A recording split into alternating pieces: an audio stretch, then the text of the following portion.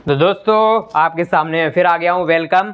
क्योंकि अभी जस्ट मैंने वो वीडियो बंद किया और दूसरा स्टार्ट कर दिया, तो मैंने तो इसमें हार्डली 15 to 20 सेकंड का टाइम लिया है और दूसरा वीडियो कर दिया स्टार्ट। ओके, आप इसको अलग टाइम पे भी देख सकते हो, तो ओके कोई बात नहीं। वेलकम बच्चों, अभी स्टार्ट करते हैं। अभी एरर्स अपनी हो चुकी हैं कि एरर्स कितने टाइप्स की होती हैं, एरर्स निकालते कैसे हैं, मीन वैल्यू क्या होती है, ट्रू वैल्यू क्या होती है, मीन एब्सोल्यूट एरर क्या होती है, रिलेटिव एरर क्या होती है, परसेंटेज एरर क्या होती है, और एक न्यूमेरिकल भी कर ही लिया। ठीक है, यहाँ तक अपन ने अभी क्लास में पढ़ा था। अब बात करते हैं कॉम्बिनेशन ऑफ एरर की। कॉम्बिनेशन ऑफ एरर क्या होता है? जैसे बच्चों, जैसे कि एनसीईआरटी वाला एग्जांपल ही लेता हूँ कि आप डेंसिटी मेज़र करना चाहते हो। क्या? डेंसिटी। कौन सी सिटी? डेंसिटी। ओके, और डेंसिटी का जो फॉर्मूला होता है वो होता है मास पर यूनिट वॉल्यूम। ये फॉर्मूला होगा। मास में भी कुछ एरर होगी ना, क्योंकि कोई भी चीज़ एरर फ्री नहीं हो सकती, तो मास के मेजरमेंट में भी एरर होगी और वॉल्यूम के मेजरमेंट में भी एरर है। इन दोनों में कुछ ना कुछ एरर है। तो डेंसिटी के मेजरमेंट में जो एरर आएगी वो इसकी एरर भी और इसकी एरर भी, दोनों एरर कंबाइंड होके आएंगी ना। तो कंबाइंड कैसे होंगी, वो किस तरह से कंबाइंड होके फाइनली इसकी एरर दिखेगी, उसी को बोलते हैं कॉम्बिनेशन ऑफ एरर। ये तो हो गया डिवीजन वाला केस। दो लेंथ आप ऐड करना चाह रहे हो और एक फाइनल लेंथ L आ रही है आपके पास, L1 प्लस L2 करके। L1 के मेजरमेंट में भी कुछ एरर है, L2 के मेजरमेंट में भी कुछ एरर है। तो फाइनली आपको जो ऐड करने के बाद लेंथ मिलेगी उसमें भी कुछ एरर होगी। तो मैं क्या करूं ऐसा कि उसके एडिशन की जो फाइनल एरर है वो मुझे मिल जाए? क्या मैं एरर को ऐड कर दूं? जैसे लेंथ ऐड हो रही है, क्या एरर को भी ऐड कर दूं? क्या एरर को सब्ट्रैक्ट कर दूं? क्या कर दूं? कैसे पता चलेगा कि मुझे इसमें फाइनल एरर कितनी है? यदि ठीक है, यहाँ हो सकता है कि आप दो लेंथ को सब्ट्रैक्ट कर रहे हो। लेंथ जरूरी नहीं है, मास को भी कर सकते हो, किसी को भी कर सकते हो जिसको सब्ट्रैक्ट कर रहे हो। तो सब्ट्रैक्शन के बाद जो फाइनल वैल्यू आ रही है, फाइनल मेजरमेंट जो आ रही है, उसमें कितनी एरर होगी? ये बात समझ रहे हो आप? ये बात समझ रहे हो? तो ठीक है, अब इनको पढ़ते हैं। कॉम्बिनेशन ऑफ एरर में सबसे पहला पढ़ते हैं एडिशन। कॉम्बिनेशन ऑफ एरर में सबसे पहली बात जो पढ़ते हैं बच्चों वो है एडिशन। कॉम्बिनेशन में सबसे पहली बात पढ़ते हैं एडिशन। यदि आप दो चीज़ों को ऐड कर रहे हो, जैसे कि लेंथ ऐड कर रहे हो L1 एंड L2, और जो L1 वैल्यू है बच्चों, जो L1 है वो वैल्यू है A plus minus delta A, ऐसे लिखिए। और जो ये है B plus minus delta B. यहाँ पे A क्या होगी इसकी? ट्रू वैल्यू या मीन वैल्यू, और ये B क्या होगी? L2 की मीन वैल्यू, और डेल्टा B मैक्सिमम एरर। याद रखना ये कैसी एरर है? Maximum error in measurement of length 2। और J जो है ये है absolute mean absolute error in measurement of L1। तो ये L1 और L2। अब मुझे क्या करना है? दोनों लेंथ को जोड़ना है, L1 प्लस L2। तो यदि मैं इनको ऐड करता हूँ तो A प्लस बी तो डायरेक्ट ऐड हो ही जाएगा। A प्लस बी तो ऐड हो गया, ये जो मीन वैल्यू थी। अब इनको ऐड करूँ, plus minus delta A plus minus delta B, ऐसे ऐड होते हैं। ठीक है, ये ऐड होते हैं ऐसे। तो आप मुझे ये बताओ, ये मैंने अभी क्या बताई आपको? ये जो वैल्यू आती है, मतलब ये जो एरर होती है वो कैसी एरर होती है? Maximum error. तो ऐड करने के बाद ये अपने ऐड कर लिए, ये वैल्यू मैक्सिमम कब हो सकती है? ये वैल्यू मैक्सिमम कब होगी? अपने को मैक्सिमम एरर चाहिए, अपने को मिनिमम एरर से कोई मतलब नहीं। सॉरी, मिनिमम एरर आ जाएगी अपने आप, लेकिन अपने को मैक्सिमम वैल्यू चाहिए। मैक्सिमम वैल्यू कब होगी? मैक्सिमम वैल्यू इन्हीं केस में हो सकती है जब इन दोनों को जोड़ दिया जाए। घटाने का कोई ऑप्शन ही नहीं रहे। मतलब A plus B plus minus delta A plus delta B। यदि इस तरह से मैं इसको लिख दूं तो मैक्सिमम एरर आ जाएगी, तभी आएगी ना मैक्सिमम। यदि इनके बीच में माइनस साइन लगा देता बच्चों, तो ये मैक्सिमम तो नहीं हो पाती ना। मैक्सिमम किस केस में होगी? ओनली वन केस में, जब दोनों के बीच में प्लस का साइन हो। तो ये मैक्सिमम, ये एडिशन के टाइम पे जो एरर निकालते हैं वो क्या? एरर को भी जोड़ दो आप, सिंपल बात है। यदि आपको एडिशन करना है किसी भी दो वैल्यूज का तो उनकी एरर को भी जोड़ दो और प्लस माइनस आगे लग जाएगा, मतलब मिनिमम और मैक्सिमम वैल्यू ये आ सकती है। जैसे एग्जांपल लिखते हैं, for example you have measured the length of a scale and that is 2.62। ये आपने एक स्केल की लेंथ मेजर करी जो कि इतनी आई 0.01, ये वैल्यू आपको दे रखी है, ठीक है। ये लेंथ 1 है आपकी। दूसरी लेंथ आपको दे रखी है, आपने दूसरी स्केल की लेंथ मेजर करी जो कि 2.68 प्लस माइनस 0.02 सेंटीमीटर, ये इसकी एरर थी। आपको बोला कि बताओ बच्चों इन दोनों को ऐड करो, दोनों लेंथ को ऐड करो, तो आप क्या करोगे, ये वैल्यू डायरेक्ट ऐड कर दोगे, 8 और 2 10, 6 6 12 और 1 13 और 2 2 4, तो ये 5.3 ये आपने ऐड कर दी डायरेक्ट। और एरर के लिए, एरर कंबाइन करने के लिए एडिशन में क्या करते हैं, इनको भी डायरेक्ट ऐड कर देते हैं, तो इनको भी डायरेक्ट ऐड कर दो। अच्छी बात है, बहुत ही बेहतरीन बात है, बहुत ही बेहतरीन बात है बच्चों। क्या ये बात आपको समझ में आ गई? एडिशन में एरर निकालनी है तो डायरेक्ट एरर को कंबाइन कर दो, जोड़ दो, बस यही तरीका है, सिंपल तरीका है ना, सिंपल तरीका है ना बच्चों। एडिशन में एरर जुड़ जाती है। अब बात करते हैं सब्सट्रैक्शन। घटाओ, घटाना, किसी चीज़ को किसी चीज़ से, जैसे कि दो लेंथ को माइनस करना होगा, तो वही मान लेता हूँ case a plus minus delta a value है और इसकी value b plus minus delta b, तो a माइनस b, इसका तो a माइनस b होगा, a माइनस b, ये हो जाएगा प्लस माइनस डेल्टा a, और ये माइनस अंदर जाएगा भी तो भी एक बार प्लस एक बार माइनस आएगा, माइनस से वो भी कर दोगे तो भी प्लस माइनस डेल्टा b आएगा। ये बात समझ आ रही है ना आपको? a माइनस b, तो a और b ये तो माइनस हो जाएंगे, ये प्लस माइनस डेल्टा a और ये प्लस माइनस डेल्टा b है, ये प्लस माइनस डेल्टा b है। यदि माइनस का मल्टीप्लाई भी करोगे अंदर तो माइनस b तो आ ही गया एक इधर, अब माइनस का मल्टीप्लाई इसमें करोगे भी तो एक प्लस का साइन है वो माइनस हो जाएगा, माइनस का साइन प्लस हो जाएगा, तब भी वो प्लस माइनस ही रहेगा। यहाँ उस, चलो आपकी समझ के लिए मैं इसको माइनस प्लस लिख देता हूँ, बात में कोई चेंज नहीं आया ना, माइनस प्लस हो या प्लस माइनस हो बात तो वही है, लेकिन अपन इसको क्या लिखते हैं हमेशा, मैंने क्या होता है, जो भी वैल्यू लिखी होती है उसके साथ में जो वैल्यू आती है, मतलब एरर की वैल्यू हमेशा मैक्सिमम लिखते हैं। तो इसकी मैक्सिमम वैल्यू क्या हो सकती है, इस वाली टर्म की मैक्सिमम वैल्यू कब आएगी, जब मैं इसको प्लस माइनस डेल्टा ए प्लस डेल्टा बी लिखूँ। कमाल हो गया, आज तो कमाल ही हो गया, आज तो कमाल ही हो गया बच्चों, आज तो कमाल ही हो गया, आज तो कमाल ही। एडिशन में भी एरर ऐड होती हैं और सब्ट्रैक्शन में भी एरर ऐड होती हैं। वाह, ये वैल्यू क्योंकि मुझे मैक्सिमम चाहिए, तो मैक्सिमम वैल्यू कब आएगी, जब इन दोनों के बीच में प्लस का साइन ही होगा। बात समझ में आई? नहीं आई, कोई बात नहीं, देखते हैं एग्जाम्पल। एक लेंथ है बच्चों, प्यारी प्यारी लेंथ है, 2.62 प्लस माइनस 0.01, लेंथ 2 है वो भी 2.62 प्लस माइनस 0.03, ठीक है। अब मुझे ये बताओ इसकी वैल्यू कहाँ से कहाँ तक जा सकती है। इसकी वैल्यू 2.63 यदि मैं ऐड करूँ और minimum value 2.61, agree? Yes sir.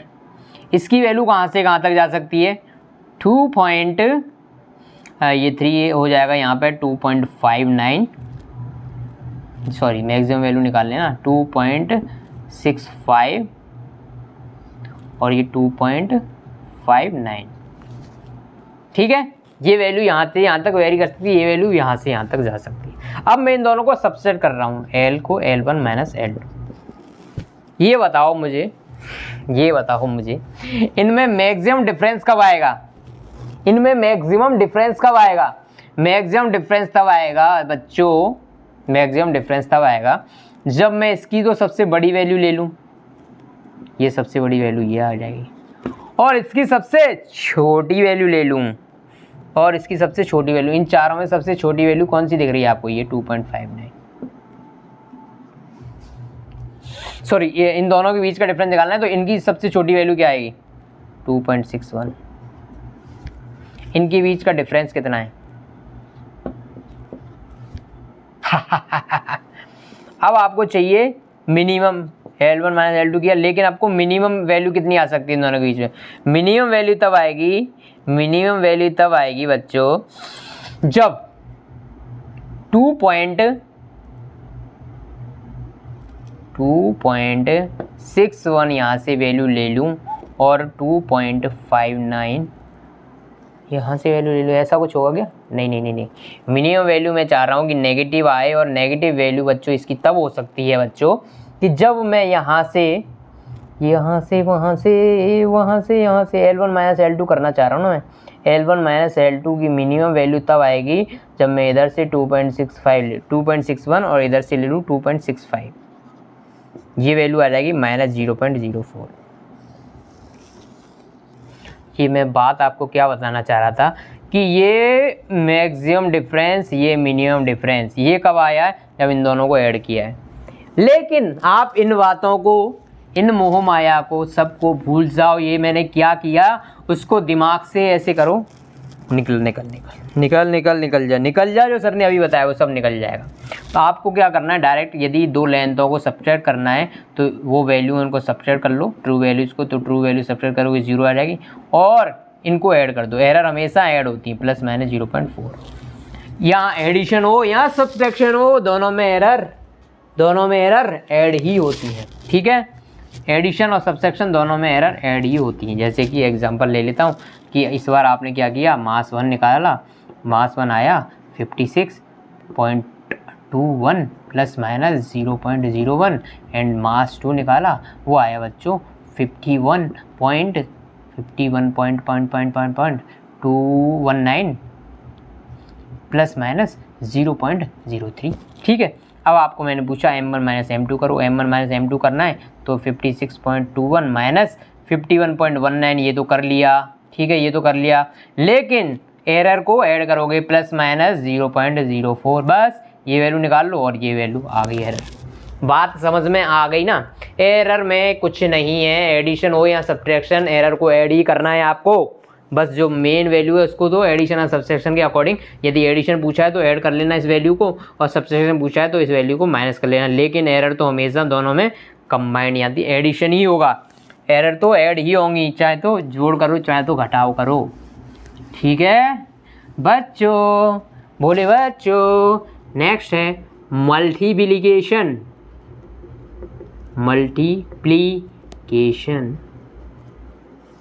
यदि आप 2 क्वांटिटी को मल्टीप्लाई करते हो तो एरर का क्या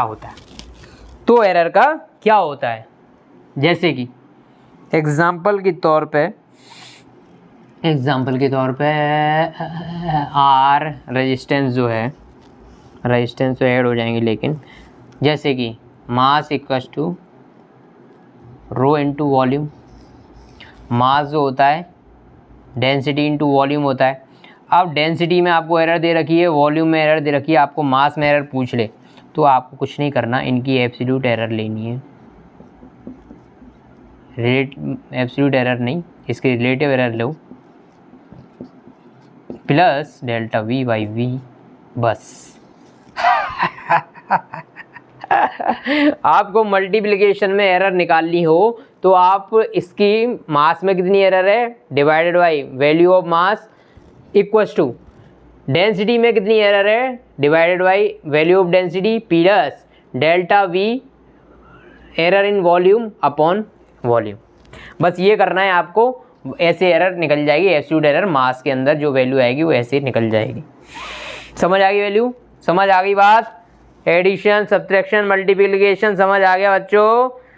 जैसे कि आपके एनसीईआरटी में एग्जांपल दिया है Z equals to A multiplied by V, A और B का मल्टीप्लिकेशन है, तो आपको Z में यदि एरर निकालनी हो जो कि डेल्टा Z है, Z में एरर कितनी है डेल्टा Z, तो वो निकालनी हो तो आपको ये करना है, सिर्फ delta A by A plus delta B by B, मतलब इनकी रिलेटिव एरर को ऐड कर दो।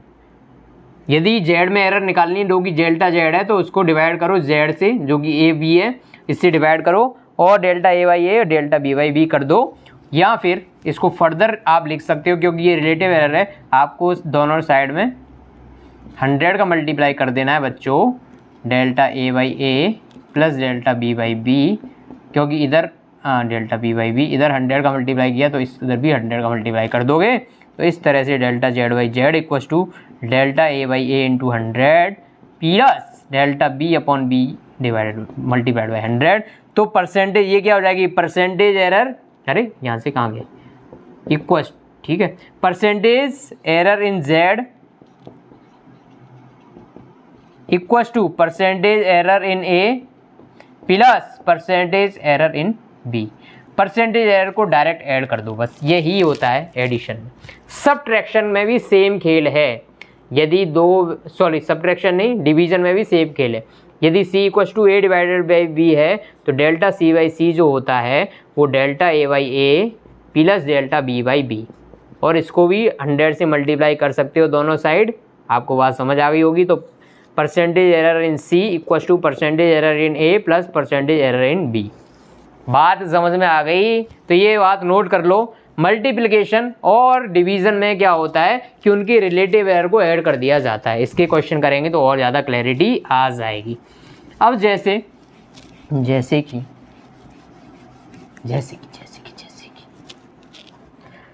एक कोई चीज़ है जो कि है z equal to A square. Z square A square का मतलब हो गया a मल्टीप्लाइड बाई ए, यही बात हो गई। तो मल्टीप्लिकेशन में एरर कैसे निकालते हैं, ऐसे ऐसे ऐसे, हाँ ऐसे ऐसे ऐसे ऐसे निकालते हैं। तो इसका मतलब डेल्टा जेड बाई जेड क्या हो जाएगा, 2 डेल्टा ए बाई ए। तो यदि कोई पावर होती है बच्चों, पावर होती है तो वो आगे आ जाती है। जैसे अब एक कॉम्प्लिकेटेड a की पावर z, b की पावर y एंड c की पावर x, ये दे रखा है आपको। तो इनके बीच में यदि एरर निकालनी होगी, delta Z by Z equal to z delta A by A plus y delta b by b plus x delta c by c. ये आप यहाँ तक नोट डाउन कर लो। आपको समझ तो आ नहीं रहा, उड़ रहा है ऊपर से बच्चों, प्यारे बच्चों, ऊपर से उड़ रहा है ना, तो कोई टेंशन वाली बात नहीं। जब अपन एग्जाम्पल करेंगे तो आपका दिमाग ठिकाने पर आ जाएगा। कहाँ पर आ जाएगा, ठिकाने पर।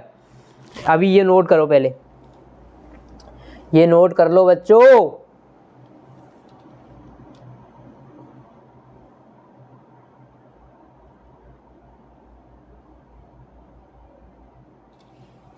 अब एक एनसीईआरटी का क्वेश्चन कर लेते हैं, नोट कर लिया ना। Find the percentage error, find the percentage error in resistance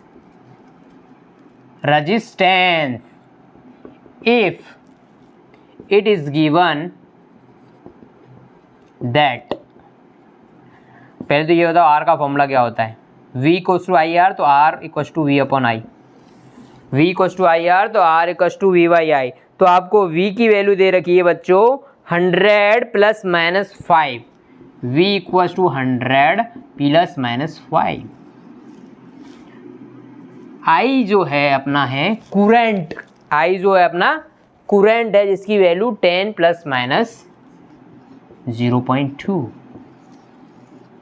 ये वैल्यू दे रखी है। आपको पूछा है कि R में परसेंटेज एरर कितनी है। तो सबसे पहले ये डिवाइड हो रहे हैं, डिवाइड के लिए एरर लिखते हैं तो R में एरर आएगी ये delta V by V plus delta I upon I.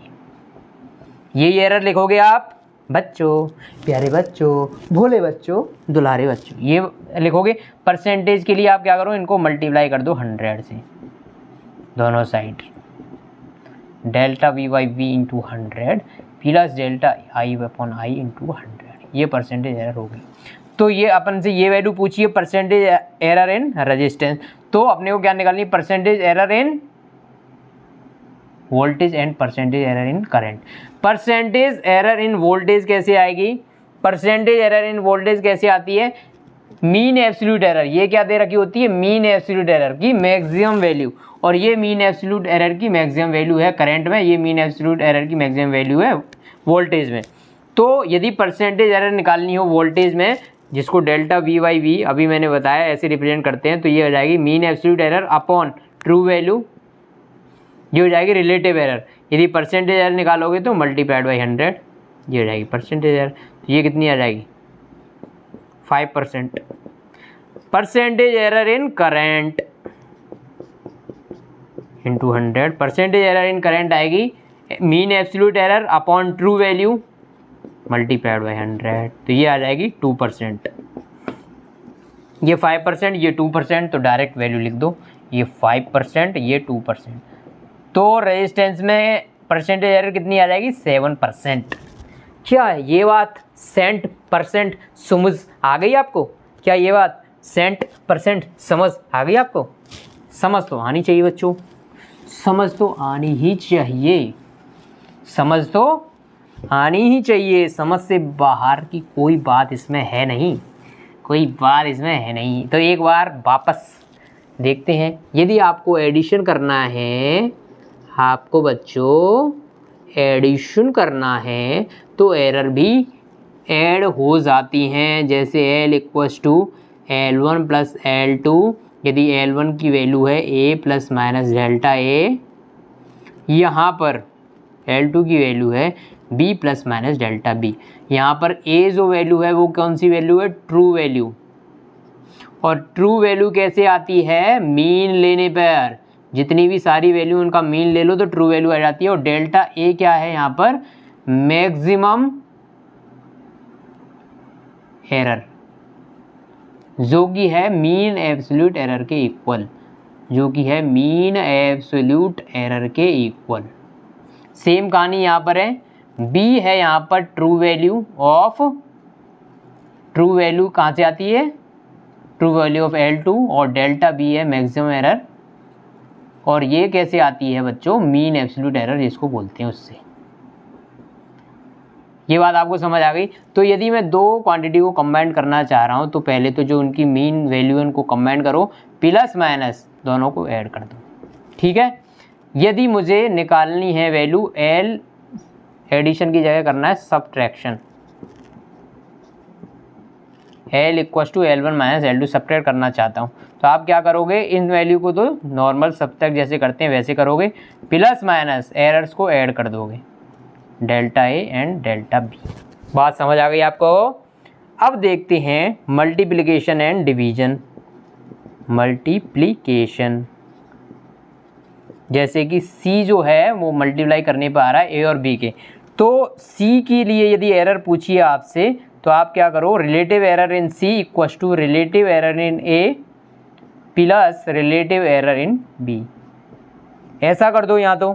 या फिर परसेंटेज की फॉर्म में लिखना चाहते हो तो परसेंटेज की फॉर्म में 100 से मल्टीप्लाई कर दो, तो इसका मतलब हुआ percentage error in C equal to percentage error in A plus percentage error in B। ये बहुत आपको समझ आ रही है? यहाँ तक बात हो गई मल्टीप्लिकेशन तक। अब बात आती है डिवीज़न।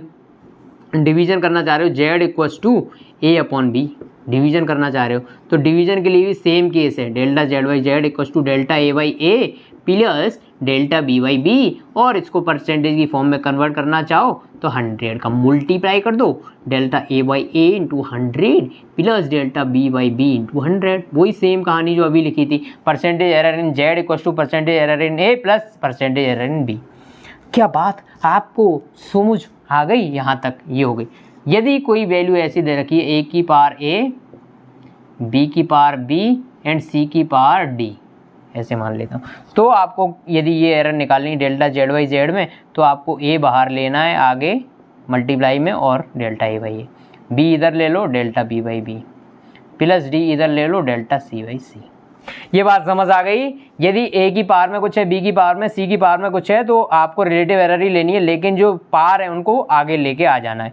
जैसे A आगे आ गया फिर डेल्टा A बाई A, फिर B आगे आ गया डेल्टा B बाई B, फिर D आगे आ गया डेल्टा C बाई C। यहाँ तक नोट डाउन कर लो, हो गया होगा, मेरे हिसाब से तो हो जाना चाहिए था।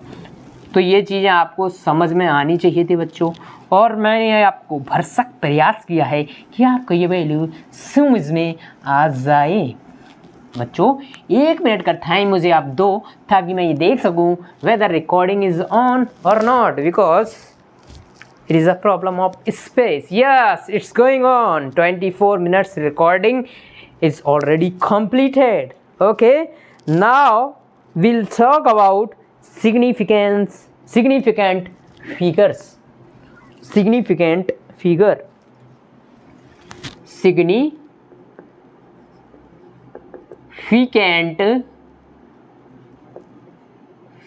फिगर। सिग्निफिकेंट फिगर समझने से पहले आपको मैं एक चीज़ बता देता हूँ प्यार से, कि सिग्निफिकेंट जो टर्म है, जो वर्ड है, वो आया है सिग्निफिकेंस से। ठीक है, सिग्निफिकेंस का मतलब होता है किसी चीज़ की कितनी इम्पोर्टेंस है, किसी चीज़ का कितना महत्व है, सिग्निफिकेंस कितनी है उस चीज़ की, उसी से ये वर्ड आया है सिग्निफिकेंट। ठीक है, तो सिग्निफिकेंट फिगर जो होते हैं मतलब किसी भी चीज़ की सिग्निफिकेंस को बताएंगे, मतलब वो इम्पोर्टेंट कितनी है इसी चीज़ को बताएंगे। तो सिग्निफिकेंट फिगर क्यों अपन लिखते हैं, जैसे कि आपने डेंसिटी निकाली मास पर यूनिट वॉल्यूम करके। ठीक है, ठीक है, ठीक है, मास की वैल्यू कुछ थी 2.521 और इसकी वॉल्यूम की वैल्यू थी 2.412। ये वैल्यू 1 से बड़ी आएगी तो मैं मान लेता हूँ 1.1.1.11212 ऐसी कुछ वैल्यू आपकी आ गई, ऐसी कुछ वैल्यू आपकी आ गई। ठीक है, ये वैल्यू आपकी आ गई, ये बात आपको समझ आ गई। तो इसमें अभी आपको सिग्निफिकेंट फिगर क्या होंगे वो अभी मैं समझाता हूँ आपको, लेकिन सिग्निफिकेंट फिगर निकालते ही क्यों वो बताना चाह रहा हूँ। तो जैसे मैंने जो डेंसिटी मेजर करी जिस इंस्ट्रूमेंट से, उसका जो लीस्ट काउंट था, उसका लीस्ट काउंट मैं मानता हूँ कि वो लीस्ट काउंट था 0.01, मतलब वो पॉइंट के बाद 2 टर्म तक की ही वैल्यू एक्यूरेट बता सकता था। मैंने डेंसिटी ऐसे इंस्ट्रूमेंट से मेजर करी जो कि सिर्फ और सिर्फ पॉइंट के बाद 2 डिजिट्स तक वैल्यू सही बता सकता था। ऐसे इंस्ट्रूमेंट से मैंने डेंसिटी मेजर करी, लेकिन कैलकुलेशन करने पर ये वैल्यू आ गई। तो अब मुझे आप ये बात बताओ, इन सारी वैल्यूज़ का कोई सिग्निफिकेंस है क्या? क्योंकि मैंने ऐसे इंस्ट्रूमेंट से मेजरमेंट किया है जो पॉइंट के बाद 2 डिजिट तक की वैल्यू सही बता सकता है, मतलब 111 तक। समझ में आई बात? 0.11 और ये बाकी जो 2123 है इसका कोई मतलब नहीं है, ये सिर्फ इतनी ये वैल्यू सर एक्यूरेट है। बात समझ आई? तो सिग्निफिकेंट फिगर मतलब सिग्निफिकेंट फिगर निकालने का क्या पर्पज है, ये समझ आया? वो बताता है, सिग्निफिकेंट फिगर सिग्निफाई करता है कि आपने किस इंस्ट्रूमेंट से मेजरमेंट किया है, उसका लीस्ट काउंट कितना है। आप कभी यदि आप तो नहीं बता पाओगे, आप तो कभी नहीं बता पाओगे क्योंकि इतना ज़्यादा डीप में आपको नहीं पता होगा, लेकिन इन मेज़रमेंट को देख के कोई ये भी बता सकता है कि ये किस इंस्ट्रूमेंट से मेज़र किया गया होगा, ऐसा बता सकता है, बिल्कुल बता सकता है। वो ऐसे बता सकता है कि जैसे यदि वो 2 पॉइंट के बाद 2 डिजिट तक लिखा है तो ऐसे डेट से इसकी मेजरमेंट ली गई है जो कि लीस्ट काउंट जिसका क्या था, मतलब पॉइंट के बाद 2 डिजिट तक वैल्यू देता है, ऐसे इंस्ट्रूमेंट से मेजर किया गया है। या फिर दूसरी मेजरमेंट है 2.65 ये है, तो मतलब ऐसे इंस्ट्रूमेंट से मेजर किया गया है जो पॉइंट का। ये बात समझ आई आपको? नहीं भी आई तो कोई बात नहीं, ये आपको समझने की दिक्कत है ही नहीं। मैं तो आपको ये बताना चाह रहा था कि सिग्निफिकेंट फिगर का क्या सिग्निफिकेंस है। समझ आई बात? सिग्निफिकेंट फिगर का क्या सिग्निफिकेंस है, क्यों ये सिग्निफिकेंट फिगर निकालते हैं। ठीक है, ये बात आपको समझ आ गई तो अच्छी बात है, नहीं आई तो और भी अच्छी बात है। ठीक है, ठीक है। तो ये बताता है अपन कि अपने को कितनी मेजरमेंट ली गई है। तो एक्चुअली में जो वैल्यू जो लिखी जाती है,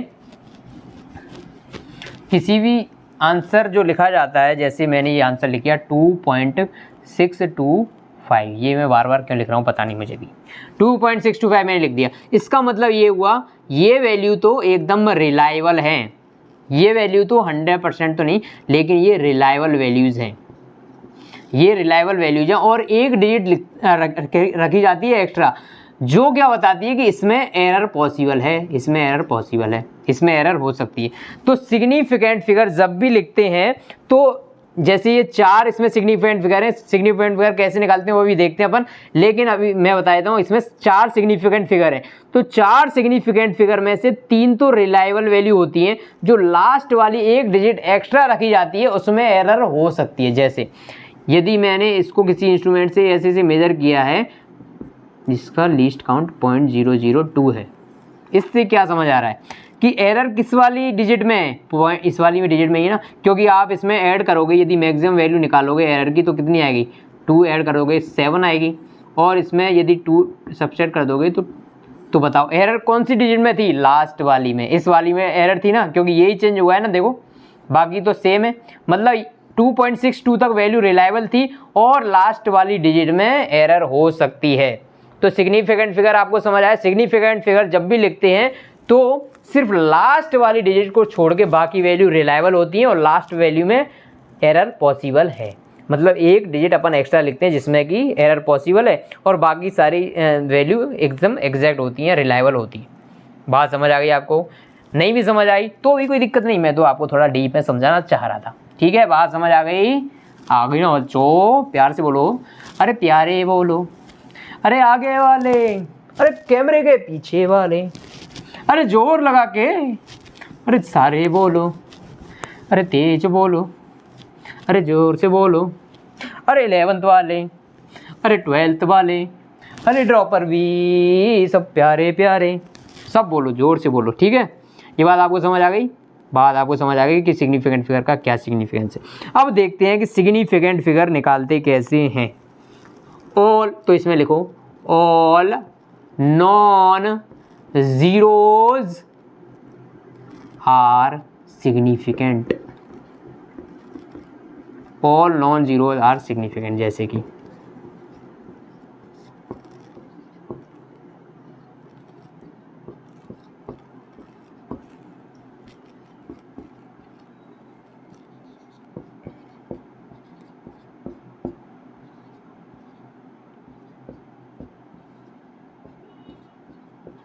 इसमें कितने सिग्निफिकेंट फिगर हैं, 1 2 3 4, क्योंकि ये चारों नॉन जीरो। इसमें कितने, 1 2 3 4 5 सिग्निफिकेंट फिगर। इसमें कितने सिग्निफिकेंट, 1 2 3 4 1 2 3 4 5 सिग्निफिकेंट फिगर। बात समझ आई? इसमें कितने सिग्निफिकेंट फिगर हैं, 3 सिग्निफिकेंट फिगर। इसमें 3 सिग्निफिकेंट फिगर, इसमें 4 सिग्निफिकेंट फिगर, इसमें 1 2 3 4 5 सिग्निफिकेंट फिगर। मतलब जितने भी नॉन जीरो वैल्यू हैं, ये जीरो नहीं है ना, इनमें से कुछ भी जीरो नहीं है, मतलब सारी जो डिजिट हैं वो जो है अपनी सिग्निफिकेंट फिगर के अंडर आएंगी। जितनी भी वैल्यू नॉन जीरो हैं वो सारे सिग्निफिकेंट फिगर के अंडर आएंगी। Okay okay okay okay okay okay, ये नंबर 1 हो गया point. Number 2, trailing zero are not significant.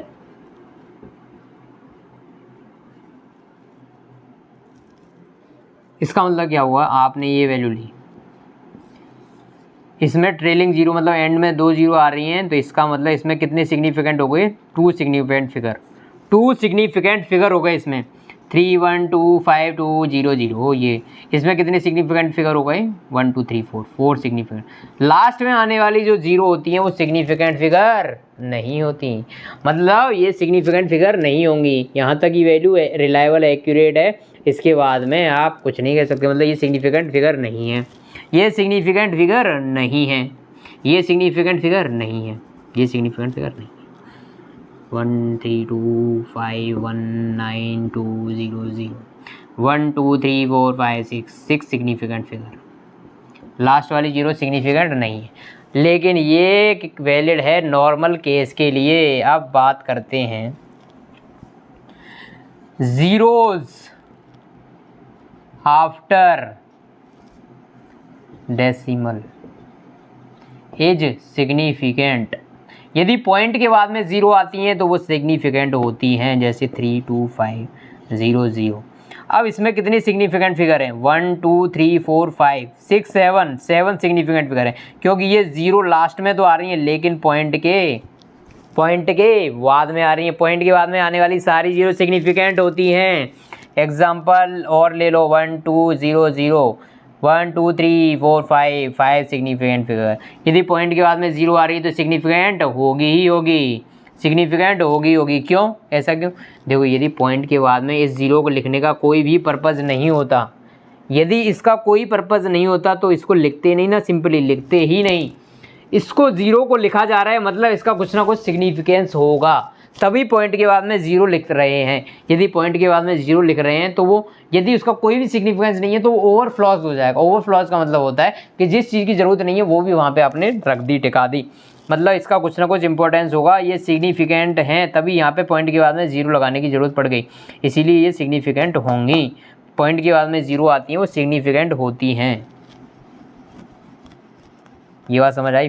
Fourth, 0 between non zero digits are significant. जैसे 720120 इसमें कितने सिग्निफिकेंट फिगर हैं? 1 2 3 4 5। 5 सिग्निफिकेंट फिगर है क्या? नहीं, इसमें 7 सिग्निफिकेंट फिगर हैं, क्योंकि जो 0 इसमें आ रही हैं, 2 0 आ रही हैं, वो नॉन ज़ीरो के बीच में आ रही हैं, मतलब ये 0 सिग्निफिकेंट होंगी। 1 2 3 4 5 6 7 इसमें 7 सिग्निफिकेंट फिगर हैं। 1 0 0 2 1 इसमें कितने सिग्निफिकेंट फिगर हैं? 1 2 3 4 5 5 सिग्निफिकेंट फिगर हैं, क्योंकि इसमें 0 नॉन ज़ीरो के बीच में आ रही हैं तो वो सिग्निफिकेंट हो जाएंगी। ये बात समझ आई। 0 between non zero is significant. Fourth point हो गया। फिफ्थ पॉइंट लिखो इसमें,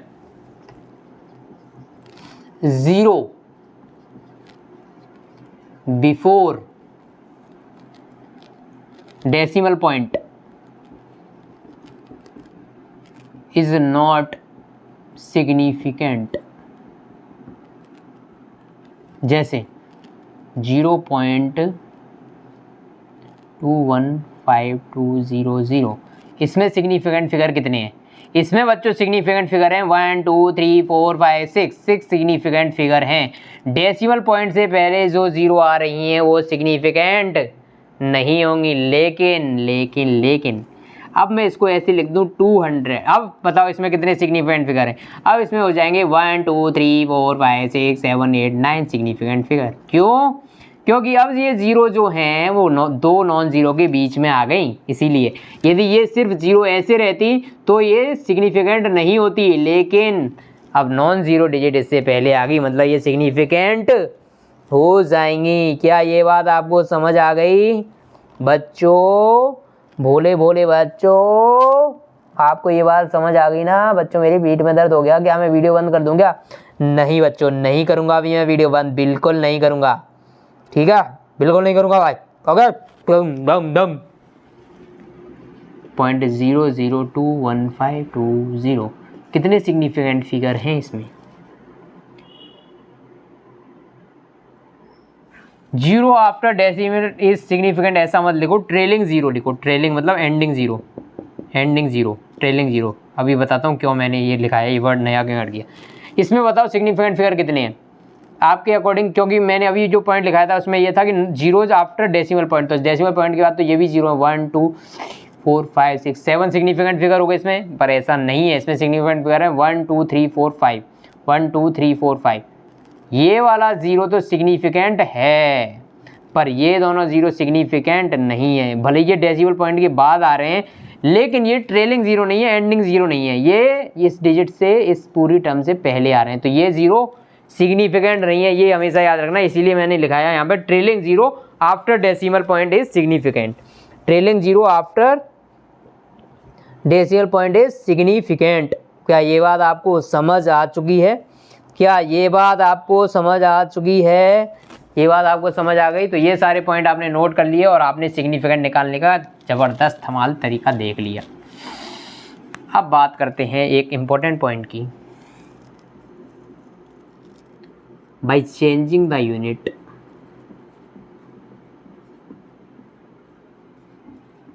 by changing the unit significant figure remains same। Okay, बात समझाता हूँ मैं आपको। 2.19 मीटर, ओके, 2.19 मीटर, 219 सेंटीमीटर, सही बात है। इसमें कितने सिग्निफिकेंट फिगर हैं? 3। इसमें भी कितने हैं? 3। मतलब यूनिट चेंज करने से सिग्निफिकेंट फिगर से चेंज नहीं होते। यदि आपने गलती से चेंज कर दिए तो आपको सेम करने ही पड़ेंगे। यदि आपको एक बार दे दिया कि इसमें 3 सिग्निफिकेंट फिगर हैं, यहाँ दे दिया कि 5 सिग्निफिकेंट फिगर हैं, तो आपने यूनिट चेंज कर दी, तो सिग्निफिकेंट फिगर चेंज नहीं होने चाहिए। आपको उसको वैल्यू को ऐसे लिखना है कि उसमें सिग्निफिकेंट फिगर सेम ही रहें, जितने पहले थे उतने बाद में रहें। यदि यहाँ पे 3 सिग्निफिकेंट फिगर हैं तो यूनिट चेंज करने पे भी 3 सिग्निफिकेंट फिगर रहने चाहिए। यूनिट चेंज करने से सिग्निफिकेंट फिगर चेंज नहीं होते हैं। बात समझ में आती है या नहीं आती है? बात समझ में आती है या नहीं आती है? आ गई ना? आनी चाहिए, आनी ही चाहिए। एग्जाम्पल ले लेता हूँ एक और एग्जाम्पल आपके सामने पेश है। 4.70 ये आपकी एनसीईआरटी का प्यारा प्यारा एग्जाम्पल है। 4.00 metre equals to 470.0 centimetre. 470.0 centimetre equals to 4700 mm equals to, इसको किलोमीटर में भी चेंज कर सकते हैं, 0.00470 किलोमीटर। ऐसी कोई बात आपके सामने आ गई बच्चों, 0.0047। अब बताओ इनमें कितने सिग्निफिकेंट फिगर हैं? बताओ। नंबर ऑफ सिग्निफिकेंट फिगर बच्चों चेंज यहाँ पर कितने हैं? ये दोनों जीरो सिग्निफिकेंट होंगे क्या? बिल्कुल होंगे, क्योंकि ट्रेलिंग 0 पॉइंट के बाद हैं, तो इसमें हो गए 4 सिग्निफिकेंट फिगर। हाँ, इसमें कितने सिग्निफिकेंट फिगर हैं? ये पॉइंट के बाद का ट्रेलिंग 0 सिग्निफिकेंट होगा या नहीं होगा? होगा, बिल्कुल होगा। तो एक चीज़ और लिख लेना, अभी मैंने लिखाई थी ना कि 0 between 2 non zero digit is significant, उसकी जगह पे ये भी लिख सकते हो 0 between 2 significant digit is significant. 0 between 2 significant digit is significant. ये वाला 0 सिग्निफिकेंट फिगर, और ये तो सिग्निफिकेंट है ही, तो ये 0 इनके बीच में आ रहा है, तो ये भी सिग्निफिकेंट हो जाएगा। तो 0 बिटवीन 2 सिग्निफिकेंट फिगर, उसकी जगह नॉन जीरो की जगह लिख लो 0 between 2 significant figure is significant. यदि 2 सिग्निफिकेंट के बीच में 0 आ गया तो ठीक है। यहाँ पर कितने होंगे? 2 सिग्निफिकेंट फिगर। हो गया ना कमाल? ये कमाल नहीं होना चाहिए, ये कमाल नहीं होना चाहिए था। समझ आ रही बात? यहाँ पे भी उतने ही सिग्निफिकेंट फिगर होंगे जितने यहाँ पे यदि 4 हैं तो यहाँ पर भी 4 ही होने चाहिए थे। मतलब ये ऐसे आप नहीं लिख सकते, ये आपने दिल गलती कर बैठा है, गलती कर बैठा ये दिल गलती कर बैठा, दिल तो नजरा क्या होगा।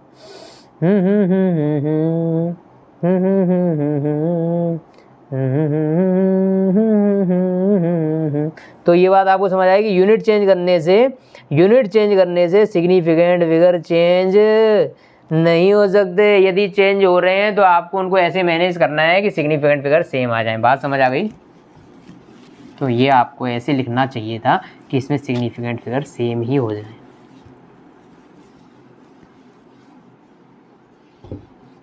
यदि कोई चीज़ ऐसी लिखी हुई है 5.26 इंटू 10⁻10, तो ये 10⁻10 ये जो भी वैल्यू होती है 10⁻, में वो सिग्निफिकेंट नहीं होती, इसका कोई सिग्निफिकेंस नहीं।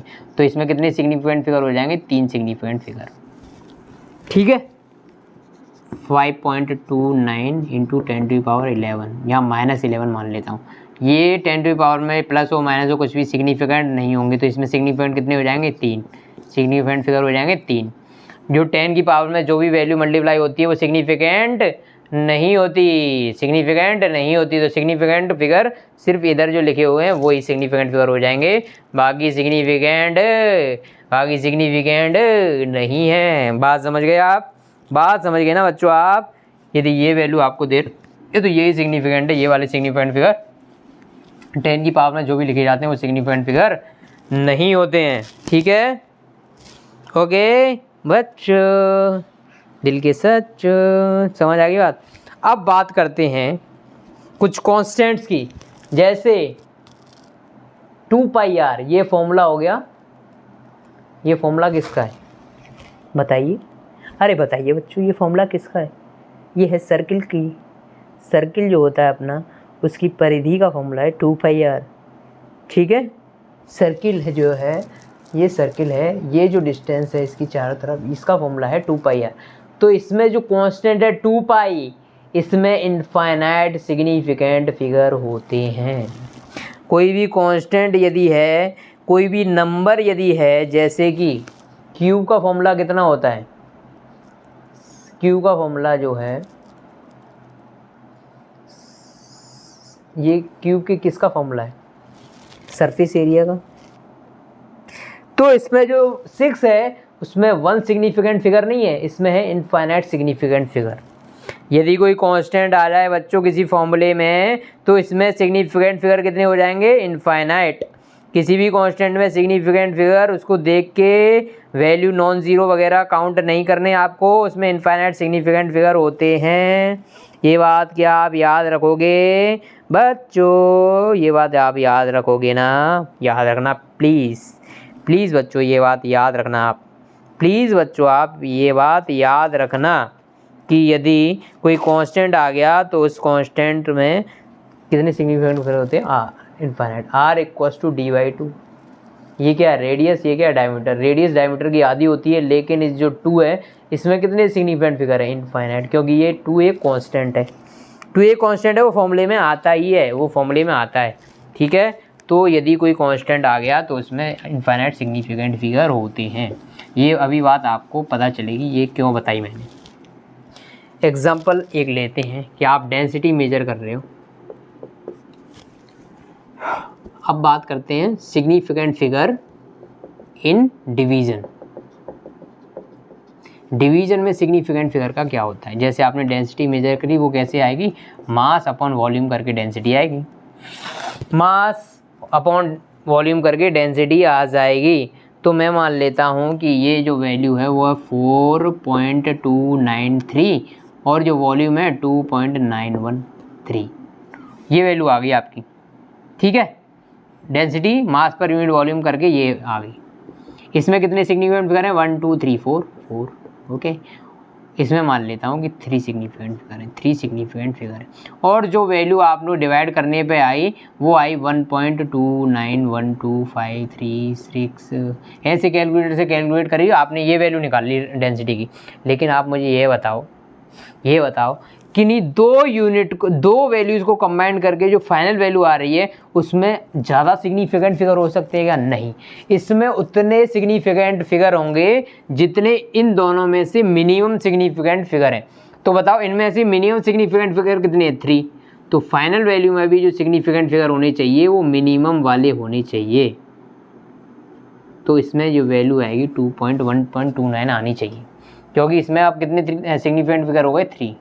ऐसा क्यों, कोई भी मेजरमेंट जैसे कि डेंसिटी, जो कि कैसे आती है, मास और वॉल्यूम को डिवाइड करने पे, तो फाइनल आंसर कभी भी इन दोनों में से जो मिनिमम एक्यूरेट है उससे ज़्यादा एक्यूरेट नहीं हो सकता, उससे ज़्यादा एक्यूरेट नहीं हो सकता।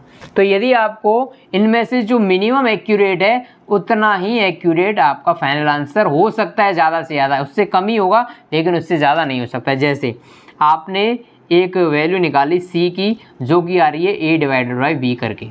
A में सिग्निफिकेंट फिगर है 7 और इसमें सिग्निफिकेंट फिगर है 2। तो फाइनल जो आंसर आएगा, फाइनल जो भी आंसर आएगा उसमें सिर्फ 2 सिग्निफिकेंट फिगर ही होने चाहिए। डिवाइड करने का ये रूल है कि जिनमें से, इन दोनों में से जिसमें भी मिनिमम सिग्निफिकेंट फिगर होंगे उतने ही फाइनल आंसर में सिग्निफिकेंट फिगर होनी चाहिए। Same rule is valid for multiplication also. यदि आप दो क्वांटिटी को, फिजिकल क्वांटिटी को मल्टीप्लाई कर रहे हो तो आंसर में उतने सिग्निफिकेंट फिगर आएंगे जितने इनमें से मिनिमम। यदि इसमें 5 सिग्निफिकेंट फिगर हैं, इसमें हैं 7 सिग्निफिकेंट फिगर, तो आंसर में 5 सिग्निफिकेंट फिगर हो सकते हैं। ओके, तो इनमें से जो भी वैल्यू मिनिमम है उतने ही सिग्निफिकेंट फिगर फाइनल आंसर में आ सकते हैं।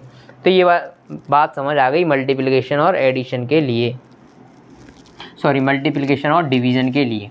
अब बात करते हैं एडिशन एंड सब्ट्रैक्शन की। Addition and subtraction, addition and subtraction. Addition और सब्ट्रैक्शन के लिए रूल थोड़ा डिफरेंट है, और वो रूल ये है वो रूल ये है कि एडिशन और सब्ट्रैक्शन, जैसे 2.56 प्लस 2.111, इसको यदि मैं ऐड करूं तो ये 2.671 ये वैल्यू आएगी। लेकिन एडिशन का रूल कहता है इसमें सिग्निफिकेंट फिगर का कोई लेना देना नहीं है, आपको सिग्निफिकेंट फिगर काउंट नहीं करने, आपको सिर्फ ये देखना है इसमें पॉइंट के बाद कितनी डिजिट हैं, 2 डिजिट्स, इसमें पॉइंट के बाद कितनी डिजिट हैं, 3 डिजिट्स। तो फाइनल आंसर में पॉइंट के बाद जो मिनिमम डिजिट है इनमें से वही डिजिट होंगी। तो मिनिमम कितनी डिजिट है इसमें, इन दोनों में पॉइंट के बाद मिनिमम आ रही है 2 डिजिट, इसमें तो 3 है ना पॉइंट के बाद, तो फाइनल आंसर में भी 2 डिजिट होनी चाहिए, मतलब इसका आंसर 2.67 आएगा, क्योंकि पॉइंट के बाद 2 डिजिट आ सकती है। बात समझ आई। और सब्ट्रैक्शन के लिए भी सेम रूल है, ये वैल्यू आएगी आपके 2.511, लेकिन यहाँ पर पॉइंट के बाद 3 डिजिट, यहाँ पर पॉइंट के बाद 2 डिजिट, तो फाइनल आंसर में पॉइंट के बाद 2 डिजिट आएंगी। अब ये बात आपको यहाँ तक समझ आ गई। एडिशन और सब्ट्रैक्शन में क्या करते हैं, आपको पॉइंट के बाद देखना है कि कितने डिजिट वहाँ पर हैं, तो पॉइंट के बाद जिस भी वैल्यू में मिनिमम डिजिट आएंगी वही फाइनल आंसर में डिजिट होनी चाहिए। जैसे मोर देन 2 जरूरी थोड़ी है 2 ऐड करो, 2.561 प्लस 2.562, 2.1 प्लस 2.9 प्लस 2.1523, तो इनमें से जो भी ऐड करके जो भी वैल्यू आएगी उसमें पॉइंट के बाद कितनी डिजिट हो सकती है, 1, सिर्फ 1 हो सकती है, क्योंकि इनमें से मिनिमम कितनी है 1, तो पॉइंट के बाद सिर्फ 1 डिजिट आनी चाहिए। सी बात समझ आ गई। Same rule is applied for addition and subtraction, लेकिन मल्टीप्लिकेशन और डिवीजन का रूल डिफरेंट है। उसमें सिग्निफिकेंट फिगर देखते हैं, सिग्निफिकेंट फिगर जिसमें भी सबसे कम होंगी फाइनल आंसर में भी उतनी सिग्निफिकेंट फिगर होनी चाहिए। क्या ये बात मैं आपको समझा पाया हूँ, क्या ये बात मैं आपको कन्वे कर पाया हूँ या नहीं? इसके क्वेश्चन बहुत सारे बहुत सारे देखेंगे अपन, लेकिन अभी मुझे ये बताओ ये बात आपको समझ आ गई ना? क्या ये बात समझ आ गई ना? सिग्निफिकेंट फिगर का क्या चक्कर है, ये बात आपको समझ आ गई ना कि एडिशन मल्टीप्लिकेशन ये सब में क्या होता है, एडिशन मल्टीप्लिकेशन डिवीज़न सब्ट्रैक्शन इसमें क्या होता है, क्या समझ आई? अब मैं देख लेता हूँ कि वीडियो कितने मिनट का हो चुका है। के अकॉर्डिंग 52 मिनट्स का हो चुका है बच्चों। तो मैं अभी आपको एक चीज़ बता सकता हूँ, राउंडिंग ऑफ। अभी मैंने आपको एक चीज़ बताई थी, एडिशन और सब्ट्रैक्शन में आपने ये वैल्यू ली है ना। अब आपको एडिशन निकालना है, तो ये मान के चलो ये वैल्यू आ गई आपकी 8.132, और आपको क्योंकि डिजिट इसमें लास्ट में इसमें कितने 2 डिजिट्स हैं पॉइंट के बाद, इसमें पॉइंट के बाद 2 डिजिट्स में 3 डिजिट, तो आंसर में 2 डिजिट होनी चाहिए। तो 2 डिजिट होनी चाहिए, तो मतलब ये लास्ट वाली वैल्यू आपको हटानी पड़ेगी यहाँ से। लास्ट वाली वैल्यू आप अपने मन से नहीं हटा सकते, आप इसको करोगे राउंड ऑफ करोगे।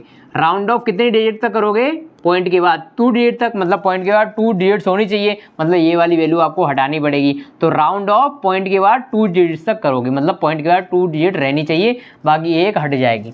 ठीक है, इसको बोलते हैं राउंडिंग ऑफ। बात समझ आई? पहली बात तो ये बताओ राउंडिंग ऑफ क्या होती है, वो समझ आई आपको? राउंडिंग ऑफ मतलब क्या होती है कि जितनी वैल्यू मुझे आंसर में चाहिए उतनी मैं रखूं, बाकी को हटा दूं। तो राउंडिंग ऑफ के कुछ नियम कायदे हैं, उनके बगैर आप नहीं चल सकते। जैसे कि 2.717 मैं चाहता हूं ये पॉइंट के बाद 2 डिजिट तक राउंड ऑफ हो, तो यदि 2 डिजिट तक मतलब 71 तक यहाँ तक वैल्यू चाहिए, मतलब ये डिजिट अपने को हटानी है। If last digit is greater than 5 then increase the value by 1। पूरी वैल्यू को 1 से इंक्रीज मत कर देना, 1 ऐड मत कर देना, नहीं, जो इसके बाद में जो डिजिट बचेगी उसको 1 से इंक्रीज करना, मतलब ये वैल्यू 2.72 हो जाएगी। कोई डाउट? नहीं डाउट। दूसरी value 2.714। If last digit less than 5 then, यदि लास्ट डिजिट लेस देन 5 है तो नो चेंज। आप इस वैल्यू में कोई भी चेंज नहीं करोगे, डायरेक्ट लिख दोगे 2.71। ये वैल्यू यदि लास्ट वैल्यू 5 से बड़ी है तो उसके सेकंड लास्ट वाली वैल्यू को 1 से इंक्रीज़ कर दो, यदि वो वैल्यू 5 से कम है तो उसको हटा दो और वैल्यू को कोई भी इंक्रीज़ नहीं करोगे आप। बात समझ आती है? आती है कि नहीं आती है?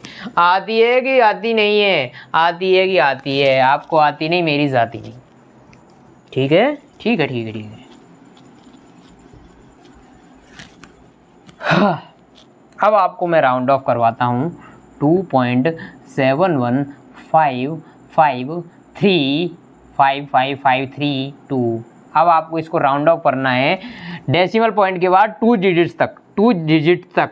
अभी मैंने बताया था कि यदि 2 डिजिट तक करना है मतलब 2.71 तक वाली वैल्यू रखनी है, आगे वाली ये तीनों हटानी। तो मैंने अभी बताया था कि यदि जहाँ तक राउंड ऑफ करना है उसकी नेक्स्ट वैल्यू यदि 5 से बड़ी है तो इसको एक इंक्रीज़ कर दो, यदि 5 से छोटी है तो इंक्रीज़ मत करो। लेकिन अब तो चक्कर पड़ गया, ये वैल्यू 5 ही है। यदि ये वैल्यू 5 ही है और इसके बाद में कुछ भी वैल्यू लिखी है, last value is 5 and there are some other values after 5, there are some other values after 5, then increase 1। देखो 5 है, मुझे 1 तक राउंड ऑफ करना था, 5 के बाद में कुछ भी लिखा हो 1 2 3 4 कुछ मतलब नहीं, उससे कुछ लिखा है ना तो आपको एक इंक्रीज करना है, सीधे इसके वैल्यू 2.72 लिख दो।